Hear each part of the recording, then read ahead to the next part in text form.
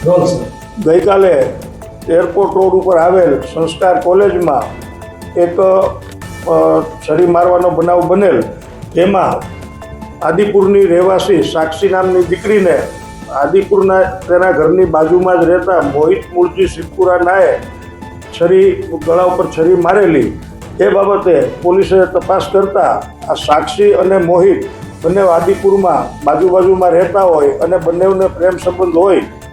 ગઈકાલે આ મોહિતે સાક્ષીને ફોન કરી અને પરત ગાંધીધામ આદિપુર આવી જવા જણાવતા આ દીકરી સાક્ષીએ ત્યાં આવવાની ના પાડેલ અને હવે ફોન નહીં કરવા જણાવેલ, અને એનો ફોન આવેલ એ બાબતે એના મમ્મીને વાત કરતા એના મમ્મીએ એવું જણાવેલ કે એનો ફોન બ્લોક કરી નાખ.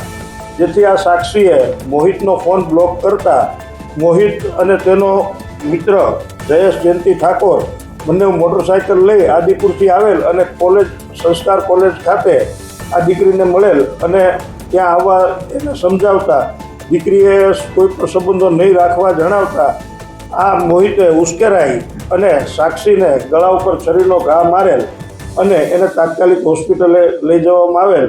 હાલ આ હત્યાની કોશિશનો ગુનો દાખલ કરવામાં આવેલ, જેમાં બેન સાક્ષીનું મોડી રાત્રે અવસાન થતાં ખૂનનો ગુનો દાખલ કરવામાં આવેલ છે અને આરોપીને આ કામે અટક કરવામાં આવેલ છે.